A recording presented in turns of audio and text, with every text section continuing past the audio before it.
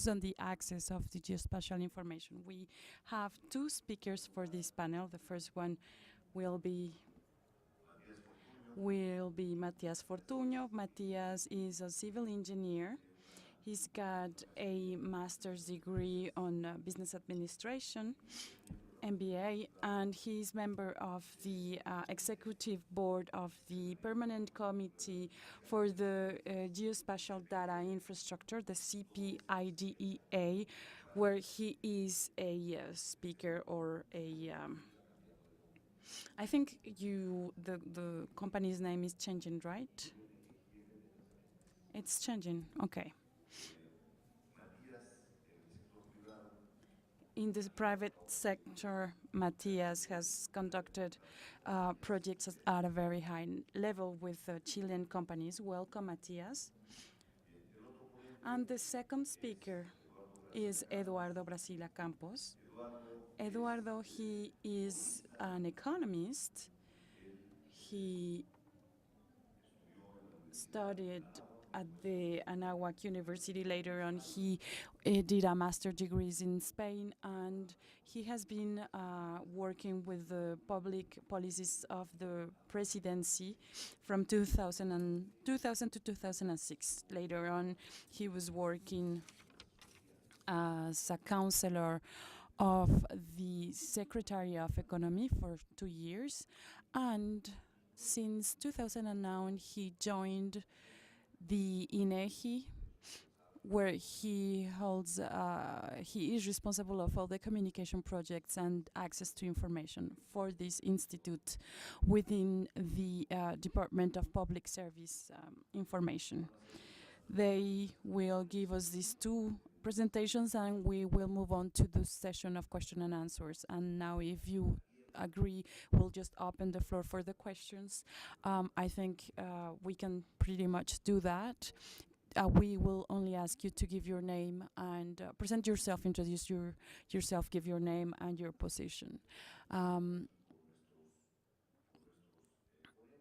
So that we can give the questions to our speakers. And with us, we also have the presence of José Luis Ornelas de Anda, who is a biologist that has been graduated from the biological science of the Mexican Polytechnical Institute.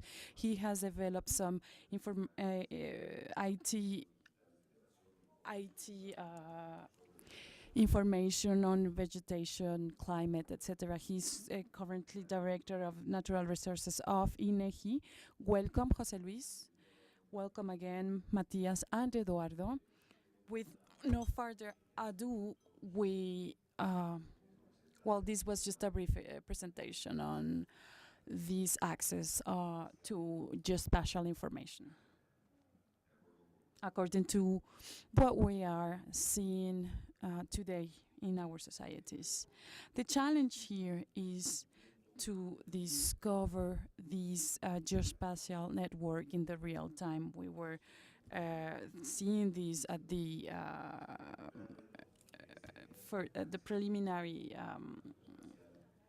sessions, or what we needed to understand is to know what is happening in the reality and what's happening in the geospatial environment. And in order to understand the world that we live in, and the question would be, why do we want to know this? Why do we want to know the geospatial environment in this time?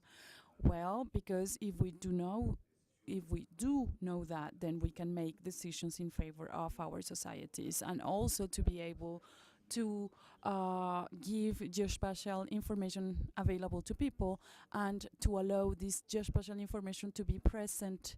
And given the dynamic of the reality today, well, the question would be, what is the challenge? And the challenge is to allow this information to be accessible, to know reality, to be on time, to face the reality and the present of this time, and in order to be able to have the necessary elements to make decisions that are appropriate. And who receives this information? Well, the society as a whole, those who design public policies, those who work in the private sector and generate information for different purposes, for the international organizations, the NGOs, the society as a whole. So it is very important to have access to this type of information. Behind all this generation of information, there is a lot of work, there is a lot of technology that evolves in a very fast pace. And the challenge here then is to know what to do with this amount of information, how to make it available in an easy, simple way so that everyone can have access to this information.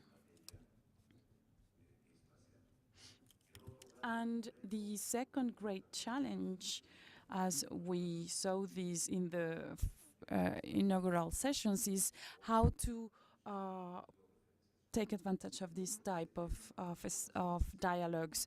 So 2 questions: how to make this information available in an open data society in a very straight manner.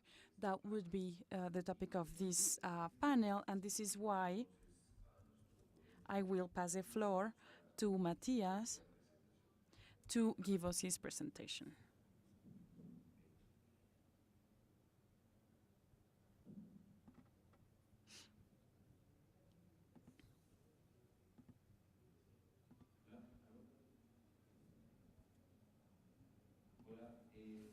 Hi, good morning, and thank you for your presence. First of all, I'd like to say just a few general things. I am a civil engineer and industrial transportation, and I entered this geospatial world, and I can say that in general I have been very well welcomed by all the professionals that, or by the professionals in this guild. But also, I'd like to say how happy I feel to be able to contribute with a different perspective to this profession, this perspective of this management of geospatial information. And this is why I believe that my profession has been able to help me to contribute with you, and so I hope that I will be able to convey these ideas and these purposes with you. And secondly, I'd like to say that when I was preparing my presentation, I was thinking on how to graphically convey or what metaphor could I use to tell you what do we mean by access to information. And we were imagining geospatial information as a treasure. Imagine a treasure that is inside a box, and this box is closed with a key, and it is in a desert island, very far away, very, very far away. And we understand that the challenge here is when we speak of access to information, it is not only to just open this chest, right? Because the chest is in a faraway island, and so it's difficult to get to access to this island. So if I wanted to use a second metaphor, is that many times we say to the colleagues and the society in general is to, well, you need a map to reach this island, and this map sets out different phases and steps that you have to follow. So in summary, it is so hard to get to that very sacred chest, which is geospatial information. So I'd like to share with you a little bit of the experience in Chile, not only to open this chest and make geospatial information available, but also because I'd like to say that it would be good if this map wasn't needed, and it would be really good if we didn't have to use this map to access to information. A little bit on the background of Chile: 16 million inhabitants with 15 departments and 345 communities or municipalities. It's a very diverse country. We have at the north, as you know, the desert. Then moving to the center of the country, you'll find a lot more vegetation, and we'll have really nice valleys where we produce our wine. More to the south, we'll have the Bolivian jungle, and even more to the south, we'll have the ice fields. And so you can see how the geography in Chile is very different, and it varies so much. And so when we speak of geospatial information, we also have to understand that this can mean different things to different people throughout just one same country.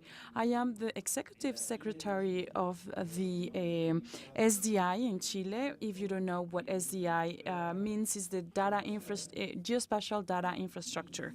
And my role, in few words, is to order all the territorial or land information that has been produced by the government, mainly ministries and public services.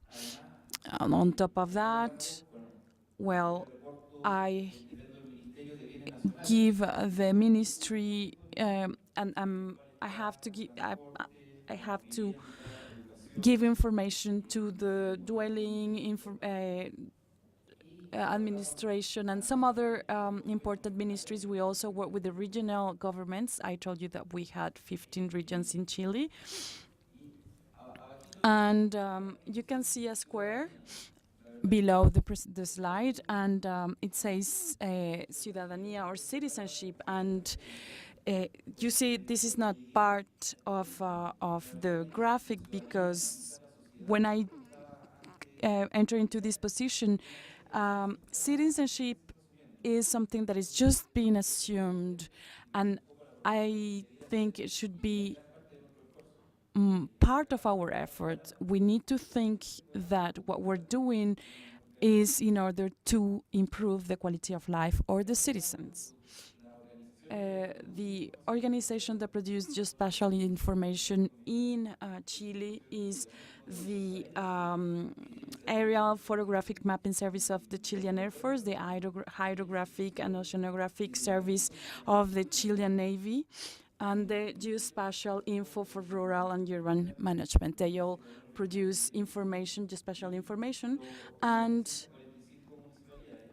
we serve 345 municipalities as well, but we still cannot help all these communities because of the geographical distribution in our countries. I will speak about this later on. When we speak of making information available, I can tell you that we have had a lot of work regarding that. First of all, in 2006, the organization was formalized. Before that, there was no formal leader for that institution. And then something that was very important for the institution was to be able to come up with the transparency legislation to give access to information. So all the access of information has been able to be available thanks to this legislation. And something else on the background, and this comes from all the from the tolls from the CPIDEA on availability of information. Later on. Okay, maybe we all think, maybe you think that all this is very nice, it's really nice to make information available, and etc. But I would like to tell you what are the setbacks that we have faced. First of all, at different levels, there is this secrecy on information from the colleagues that work next to each other, and they are very jealous on giving away the information from a municipality that has that is in charge of different departments or districts, and they have a map that they don't want to give to the other. And if you go all the way to the ministry, you find sometimes difficulties in getting information. You have to ask the colleagues to share that information, and from different countries as well, you can face that secrecy on information. And this is something that is it's at all levels, and this is why our institution has been able to break this barrier, to be able to get and open this chest and get the information. And also the value of this transparency law that was adopted, because many times the colleagues would say that they couldn't give the information, they couldn't share the information because they were risking their position, etc. But thanks to this transparency law in 2000, and now we can say that we can share that information. Nevertheless, we're still facing this secrecy and jealousy on sharing information. Now, speaking of some other topics, I'm sure the other speakers that will share the floor with me will elaborate more on that, but it's what type of information that we're using, and when do you decide which information you will share, you will generate, and you will share, first of all? And the second question would be who will finance this information? And that's a question that we ask ourselves in Chile a lot. And this has been difficult for us to understand and to be able to make any progress, because we need to know who pays the information and who needs the information. And we have come up with a definition, and we have done that with all the information that we have produced. From that information that we produce or generate, and together with some other institutions, we have decided which is the fundamental information or crucial information, from images, topography, toponymy, etc. And we know that this information should be available, but we need to pay for that as well. And in our crusade to make information available, we have been able to share or learn from international experience. We see that there are more and more studies that show the advantages on making this information available. So we conducted a study in Chile, and with that information we were able to confirm this. The access to information will have a social benefit that is very important to our societies. And something else that has been able to help us with this work is to have an open data policy. That doesn't necessarily mean geospatial information. I don't know whether this is good or bad, but the information that the government produces is not always available, and so that's why we try to follow the same guidelines. But so all this information that is available from the government, well, this is something that we want to work on, actually. And something that is changing in the world, and of course in Latin America, is that a great amount of information, geospatial information, is held by the mapping institutions, and they had this information because they had some other purposes in their heads, or they had an agenda. They had to remember and defend the national sovereignty and the national defense. But with time, governments have realized that the value of information is not only that, but also to make this information available. And so what's happening is that there is a migration of information from these mapping geographical institutes that before belonged to the army, and now they are becoming more public. And so here in Chile, we're working with the Air Force and the Army to make this information available. You can see this map that looks a little bit old, and now these institutions are sharing their information.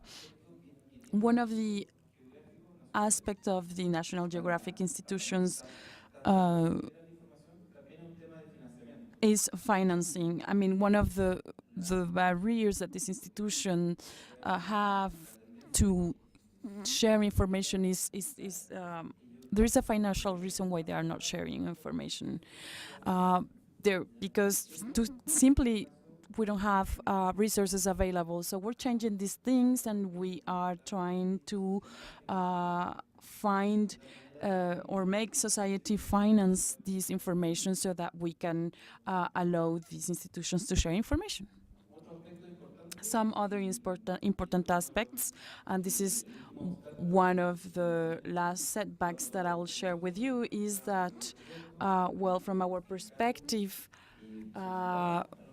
we ask the ministry to share information. They can decide to do that or not, but there are some other problems of operational policies that hamper them to do so.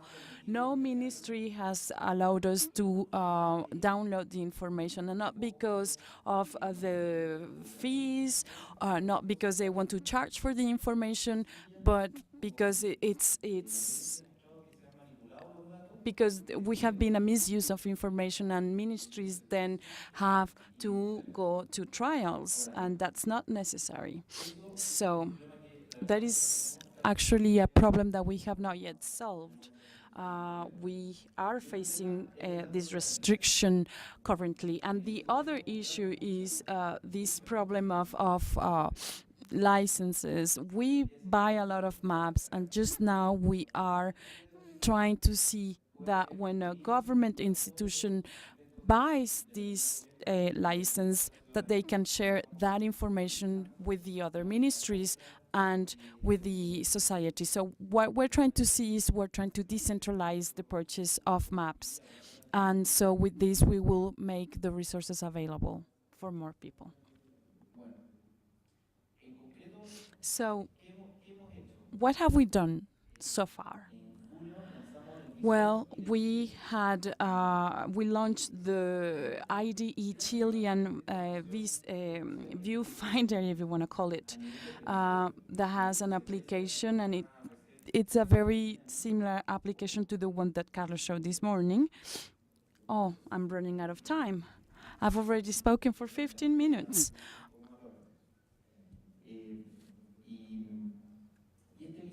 And this display, when this morning I went into internet and I saw that the display that they presented this morning needed a password to enter it. But this one is open, so we have many visits every day. And one of the advantages of this display is that finally the governmental information is easy to access. You can see it in a very simple manner, and it's easier than you would imagine. So you can see here the beneficiaries of this type of initiatives, and some of the images that I copy-paste. This is the website of the display. I invite you to visit the webpage. It seems like you need an online access, so we only used things that were already working in some other websites to make so that the use and access would be easy. So what we're trying to do here is to make information available and easy to find. Before, you would have to go to different ministries, learn the standards and the regulations to have access to information if you wanted to find the environmental standards, etc., and regulations. And this is something that you can now see through this website immediately. And more than that, if someone wants to make a project, you need to know that people, society, can see this information, can have access to this information, and so you can react quickly and you can say, well, this is close to a natural reserve, you need to pay attention with this project, etc. So this display has had a very warm welcome in the country, and our ministry, the minister at the ministry where I work, is that, well, he actually, before he got into power, he didn't understand very well this geospatial information. And then when we were able to show him this display, and where he was able to find his own information and match it with the rest of information, he understood actually the challenge of our work and the benefits that they have to our society. And so from there, we have created this dialogue space. We have organized seminars and conferences. So this is a positive impact on our work.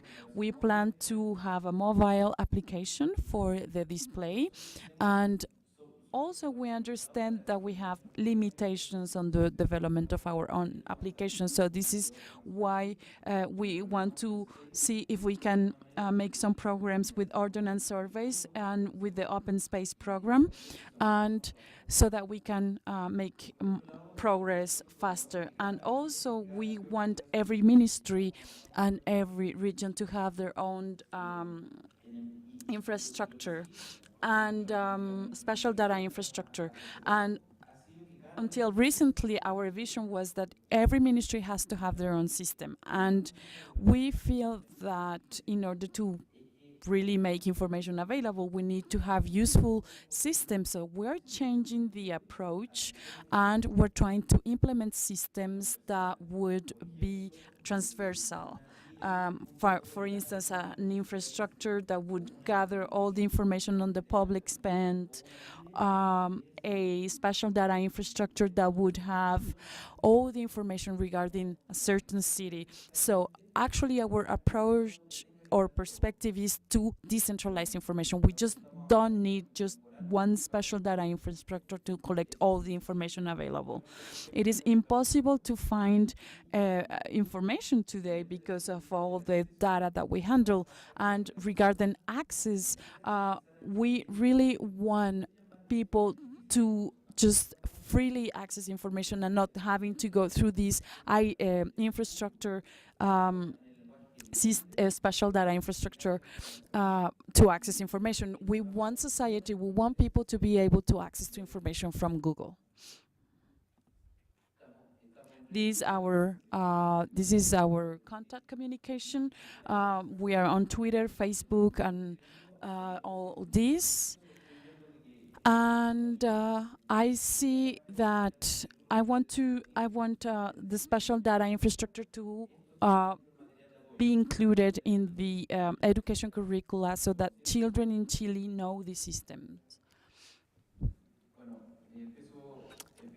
And closing up, we're also working with a new institution, which would be the guidelines of all the things that I have been telling you. We're working on a policy, a national policy on geospatial information, and on a bill. The bill or the national policy is to guide all this work and cover all these different aspects. And we can elaborate more on this when we have the question and answer session. The idea is to have access to the information, to find this information easily, to have the tools to access this information. We want information to be readily available, free of access. We want to find financing for that information, and also to involve the rest of the community, national and international, and we want to involve all of them. And also to make satellite information available, which are part of the fundamental data. We want this information also to be available to all Chileans. The bill has three main guidelines. We want to have more authority to ask for information. The idea is to have more quality and more information, and also we want to involve all the municipalities, and this is an important step in order to reach all citizens, and so that everyone make progress on making information available to all citizens. And so we still are speaking of access of information, and we want to have the private sector join this infrastructure. To sum up, as a conclusion, well, this is the policy. The policy has been reviewed by the board. We just gave them to the ministers last month, and the bill has been presented to the President of the Republic, and the idea mainly is to have him agree on the project. So we think that we will make progress on that, and we are going to include all the points that have been presented here. Just our conclusions. Is it really necessary to have a policy and to draw a bill to make progress? Well, maybe not, or certainly not, but this tool will help us to, for instance, we're going to have a change in power. So if we have a policy and if we have a bill or a law, it will help us to include these topics in the government agenda. And it opens or paves the way to all the things that come in the future, to include new actors and players on the system. We need to speak on the technological side. We need to develop more capacities. And also, it is a great way to involve authorities. Now, to be able to have a transparency law, it's key. It's the first thing that we have to do. And just to conclude, I'd like to say something that is very similar to something that one said in the morning. It is difficult to see to understand what you cannot see. The difficulty of my work really has not been having the information or accessing this information, but the question is, how do you translate it to something that is concrete and useful and can be used to resolve a problem or to respond to a need? And this is why we were able to involve the minister in this project. And also it has helped us to distribute geospatial information and make it available to the society in general. It's just not information for the sake of information. It's information that will able to make us make decisions and respond or resolve to problems in the society. Thank you.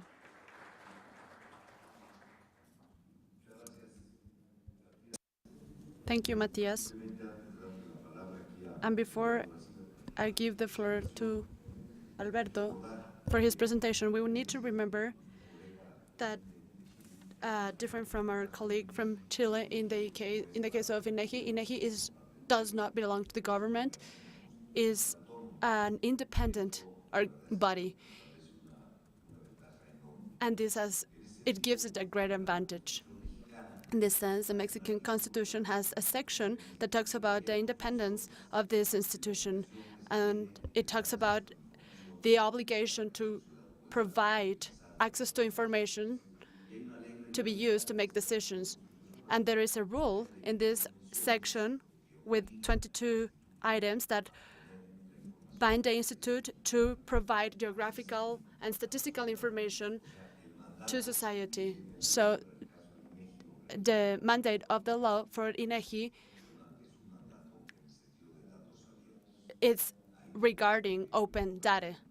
So we have a very important project here, and he is going to talk to us about the progress that we have made, what are our challenges in the near future as well. Muchas gracias, doctor. Muy buenos días a todos. Thank you, Doctor. Good morning, everybody. First of all, I am very happy to be here in this panel with all of my colleagues, and especially with everybody who is here today.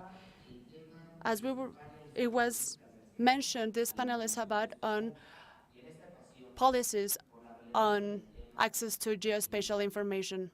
In this sense, because this topic is very important, I focused my presentation in a movement at a global level, and Matías talked about this before.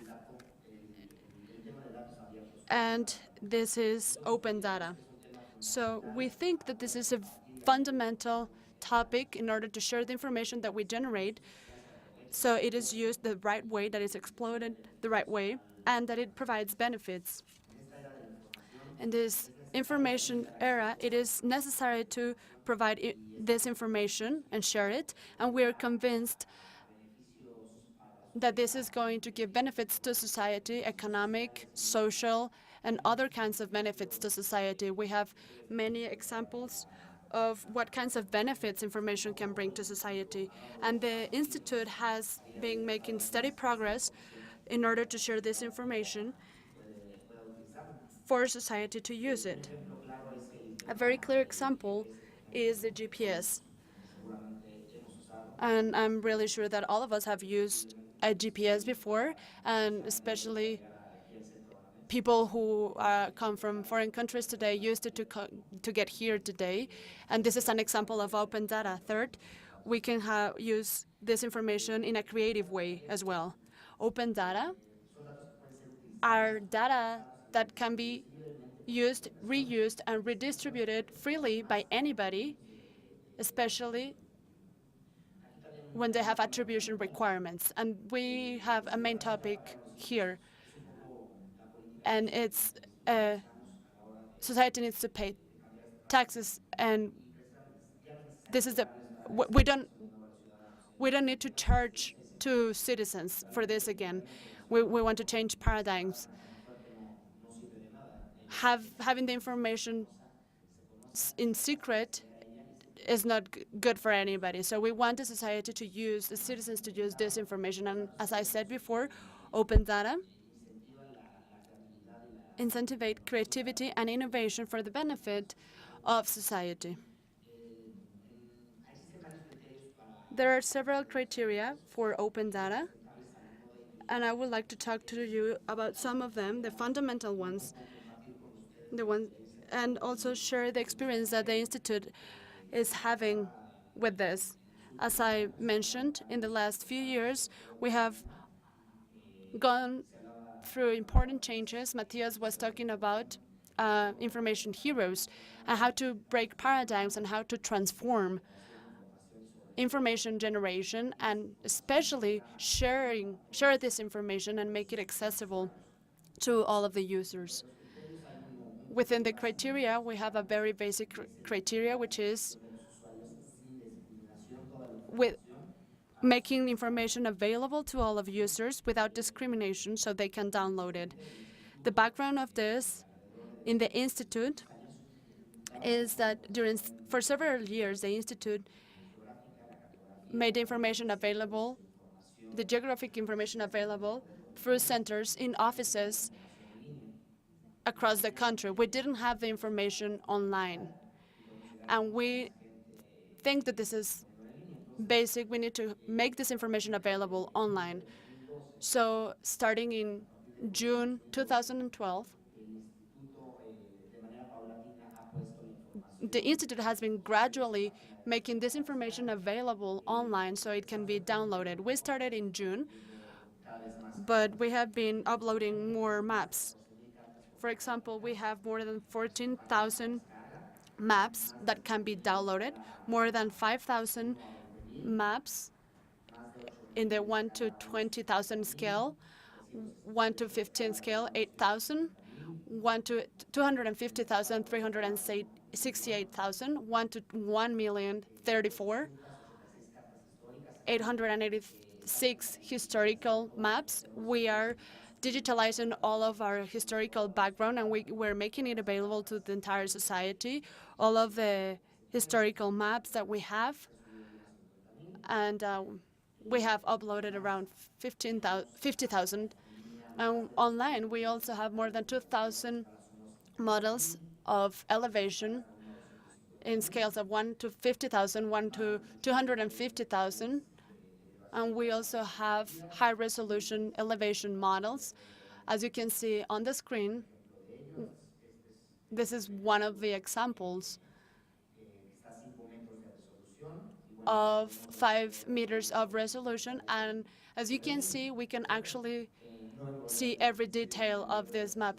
But I'm not here to talk about this model. I'm just here to tell you that this information is available for the society through our website.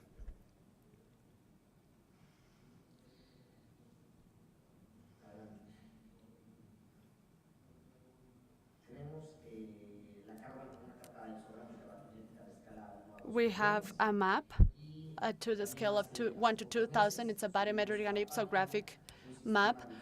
We also have a geographic information system of a digital map of Mexico, and we have a desktop version that you can download for free. And this system was developed by the Institute with an open software, and it's highly demanded. We also have information per state, and we are continuing uploading this information online, and our goal is that by the end of 2013,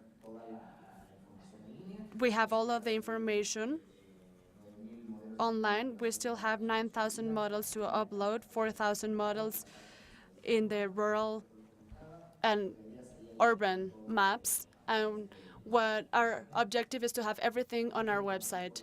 Here, I would like to share with you some of the results that we have had since we started uploading this information online. As I said before, we provided the information before in our branches, and this is a comparison from June 2012 to August 2013, where we have 536,817 downloads and 104,115 deliveries of maps in our centers. We need to take into account that we have been gradually uploading this information through the Institute. And of course, there are less people going to the centers nowadays because sometimes they have to cross the entire city to get to our centers. So what we need to do is to make it easy for our users to get this information, not only in our country, but also to people who come from other countries, and they can download the information and give it an added value.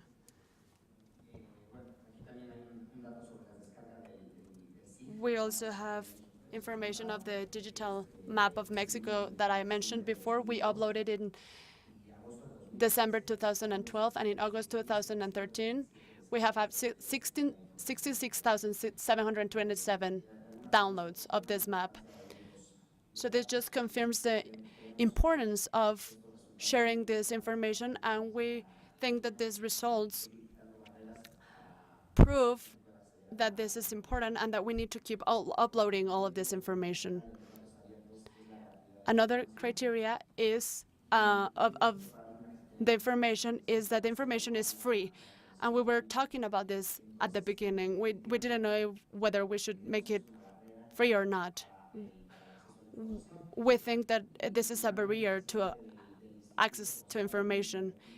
And the Institute keeps saying that its business is not to sell information, but that people use information.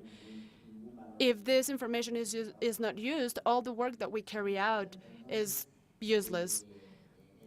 So, in the same token, since February 2012, we broke this paradigm and we created an internal rule to have access, diffusion, and promotion of the information, of the statistical and geographical information generated by INEGI. And all of this information is free for the users. And I want to show you a graph of the results that we have had since we made this information free. This is a graph of the monthly average of map downloads in between 2011 to 2012, where this information was sold, and from 2012 to 2013, when this information was free. And as you can see, the monthly average of information download went up from 3,610 every month through our centers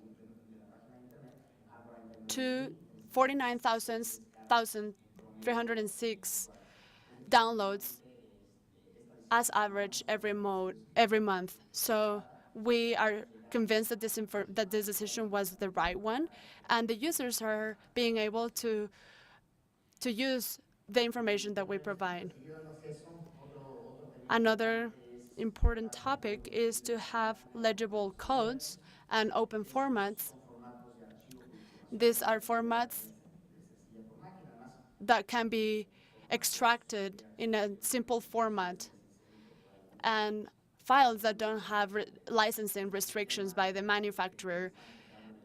We are starting to work on this in the Institute, and what we want to do is to get rid of all of these restrictions for the users.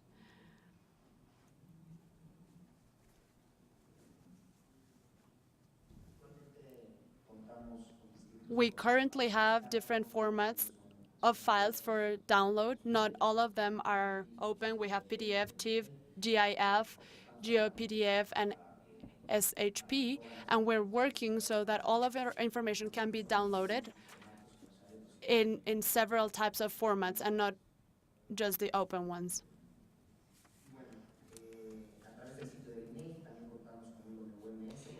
We also have a web map service, and as you know, it's a standard to publish maps on the internet, and we can generate maps based on different types of formats, so we can make easy the customized maps from data that has been collected from different sources.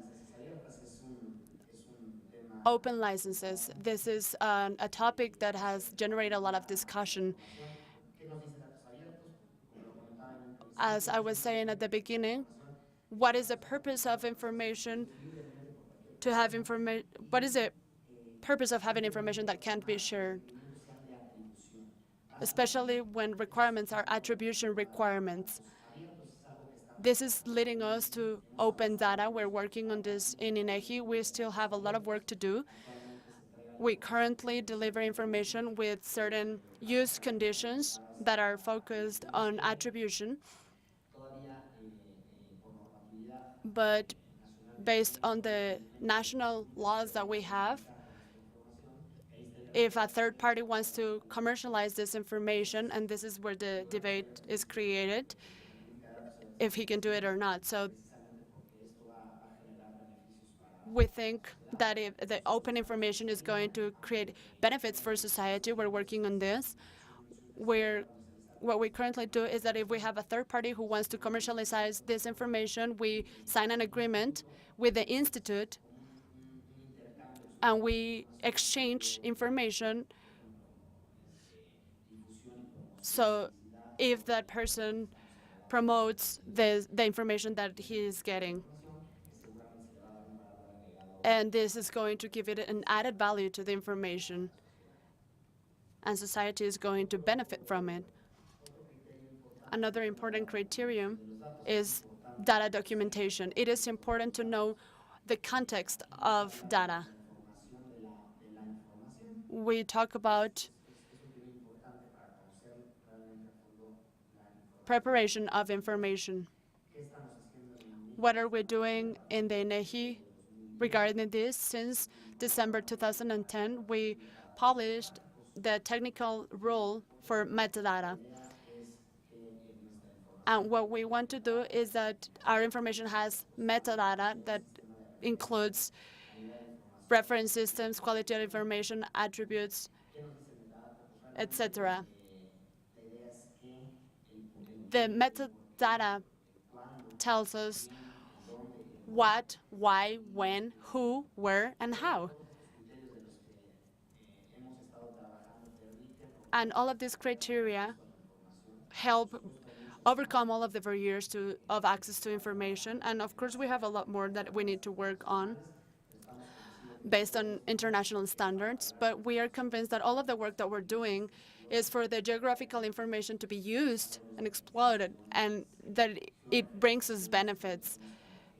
Georeferencing is one of the topics that Dr. Alberto Ortega was talking about, so that if we make all of the information available in the space, helps research the development of public policies, and it would help any citizen that can use this information, as we have been seeing through social networks and different tools or applications for mobile devices. And we believe, well, this is what open data refers to. In the Institute, we have worked to improve our visualization on our website with different tools, georeferencing tools, because as you know, in the Institute we're responsible for geographical and statistical information. So we need to cover these two elements, and we're using georeferencing tools on the website to make it easier for the user to get to know this information within a context. But we are convinced that we cannot cover it all. We cannot use all of the tools. But we know that third parties can help with creativity. So we have to make all of the technologies and all of the channels available so that this information can be used and the benefits can be multiplied. I have three main examples of this, of open data. One of them is in the private sector. We have a company that used our mapping information and our statistical information of economic activities in the country, and they georeferenced it.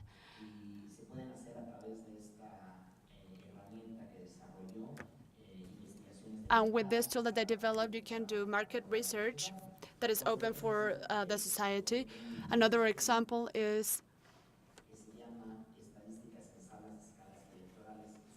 a system created by the Voting Institute in Mexico, and using the geographical information system that I mentioned. It includes all of the information, the geographical and demographical information, which can be very useful for a lot of people. And this is one of the examples of how this information can be used in different areas. And I have one last example, and this is a tool developed by the Tourism Secretary in Mexico. They used all of the information. They took all of the information, put it on this system, and is available to the population in general, so they can locate the tourism services within the country. There are a lot more examples of this, and these are the benefits of opening data, and in the Institute we're convinced that this is the path that we need to follow. Thank you very much. Muchas gracias, Eduardo. Bueno, pues ahora tenemos. Thank you, Eduardo. Now we have time for some questions or comments that you may want to make. So, thank you. Good morning. Thank you for the presentations. My name is Diego from the Lincoln Institute. I have a question to Matías and Eduardo about the connection to municipal cadastrals. I want to know if there is a perspective and it's connected, if there is connections with the Cadastral Institute in Mexico and taxes in Chile. And another question for Matías is, how do you administer the seismic movements that currently happen in Chile? Unfortunately, the earthquakes, like the one in 2012, if you use this to update the geographical information. Thank you.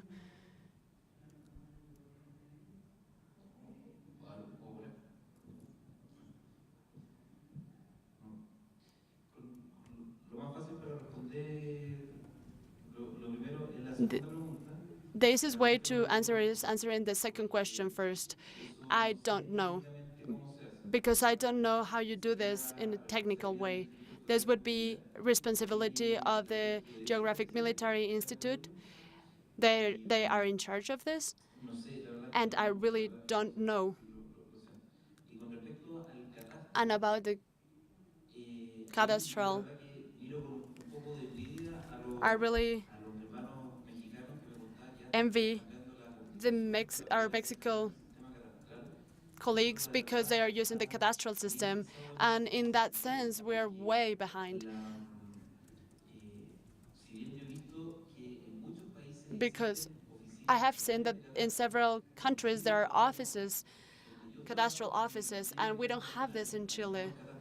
We have the public cadastral, which is small, because 52% of the territory is fiscal. However, you say that the private cadastral would have internal taxes. However, this service has not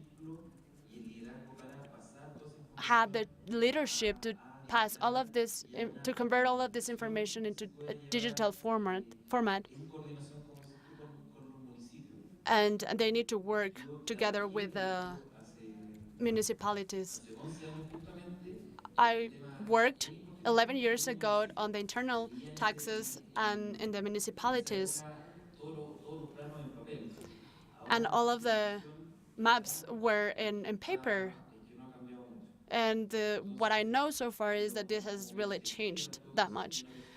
And as a perspective, as a long-term perspective, we are waiting for a bill that is going to create the dwelling, city, and territory law that is going to create an office, a national cadastral office.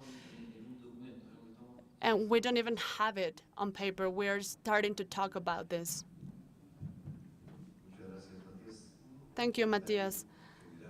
I want to make a general comment on your question. In the case of Mexico and earthquakes, is the Geographic Institute of the National University of Mexico is in charge of this. So the INEGI is not in charge of earthquakes. This is how we work. So we don't have this information.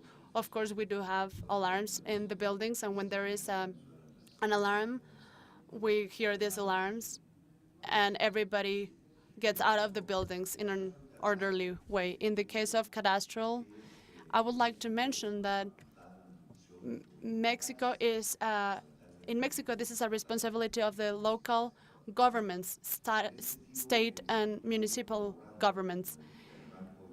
We have been working with Banco de Obras Públicas, the Public Works Bank, that is financing projects of the private sector. The institute is a third party, is working with the local government, with the bank, and INEGI provides the technical information. So what we do is that local governments that are interested in developing the cadastral project make a call,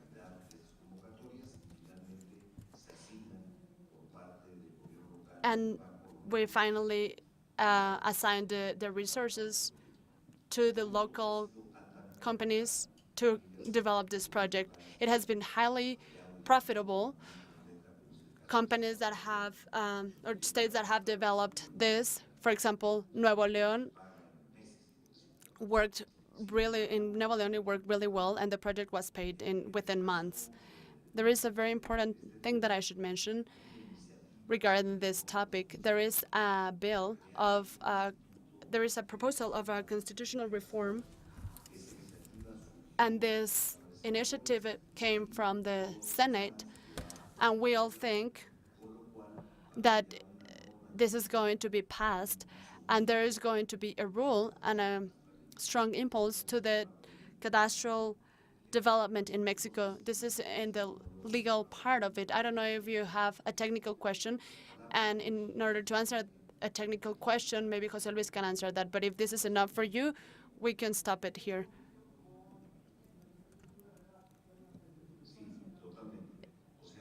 Yes, of course. Even in this initiative, what we're doing is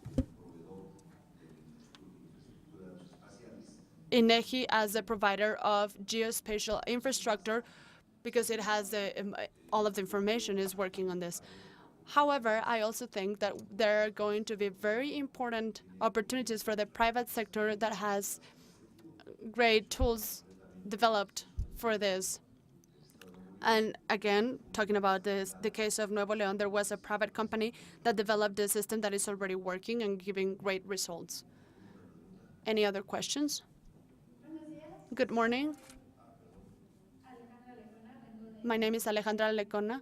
I come from the Agriculture Ministry, and I would like to know if there are any efforts to turn the INEGI into an institute that, besides generating this information, could centralize information that is generated by other ministries and other government bodies and make it available in the format that you're mentioning. Yes, I am going to answer this question as well. We really don't need to do that because the rule of Section 26 of the Constitution created two main things. One, the independency, the constitutional independency of the institute, and the national system of geographical and statistical information. And in the case of INEGI, it is coordinated and directed by one of the members of the government council. There is a system of environmental information, and it has a executive committee and specialized committees where all of the bodies of the different governments at the federal and state level generate statistical and geographical information. In the case of geographical information, all of the public institutions of Mexico generate this information, including the Agriculture Ministry. The Agriculture Ministry is part of the Executive Committee, and they also have their specialized committees. And this system allows to establish general rules and standards, and all of the bodies that generate this information need to abide by these rules. And there is also a section about information of the national interest. But the government board of the institute generates new rules and defines new information that is of the general interest. When you generate information of the national level, let's say that cadastre is of the national interest, there is a rule that says that anybody who generates this information need to comply with these rules. Besides, all of this information that is generated regarding the cadastre needs to be shared to the institute that safeguards this information. But this information also needs to be shared. Even the law establishes that information of the national interest needs to be accessible to society so it can be used in the decision-making process. I'd like to seize this opportunity to to give an example that may be more practical. In Chile, I know the work of the Ministry of Agriculture, and they have their own system.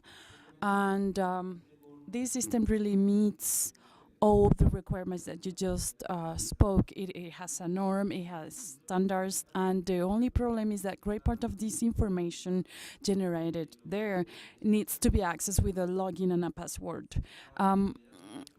But we are freeing this restriction, and so with that we will have access to a lot of statistical geographical information. We're speaking of about 400 layers of information that will be very useful for the whole infrastructure. We have time for just one last question. My name is Wadis Kandar, and I am the Director of Geosciences of Brazil.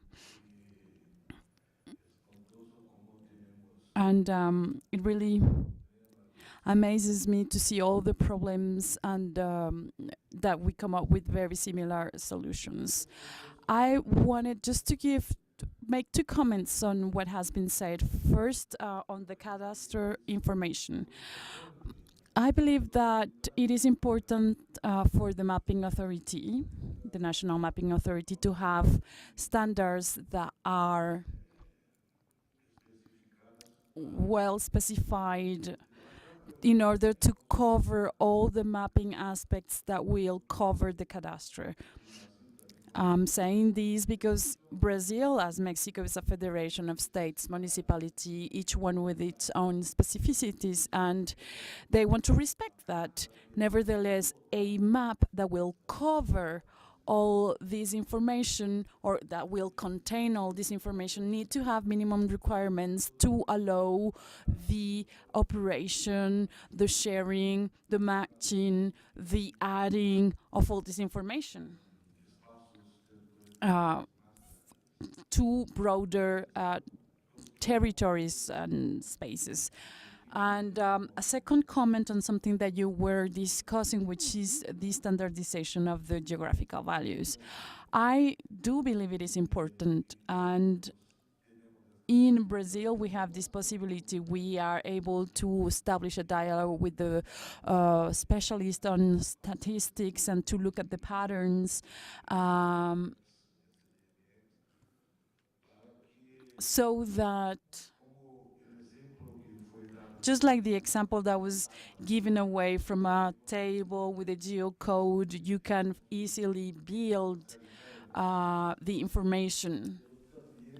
But also, when we speak of official information, geospatial information, this is something that could be done automatically when you have the metadata, when you have the common fields, and adding some specific fields of the geospatial information that we want to have access to, so that we can automatically build that. When we do the first draw of the metadata in geospatial information in Brazil, we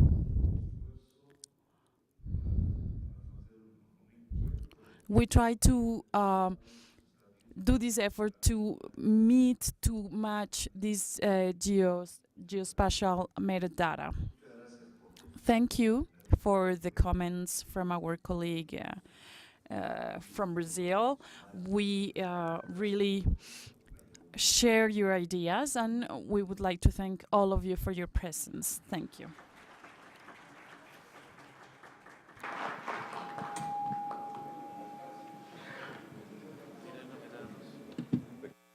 Acuerdo aquí para nuestro ponente. Muchas gracias. Ay, de nuevo, para que sepan que es verdad.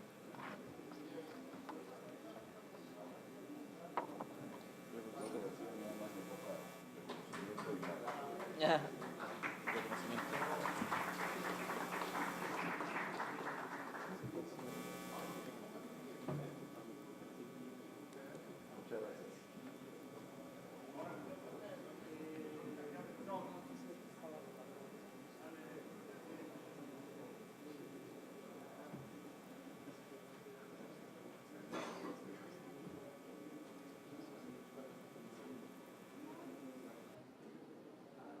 Matías, muchas gracias, muy amable.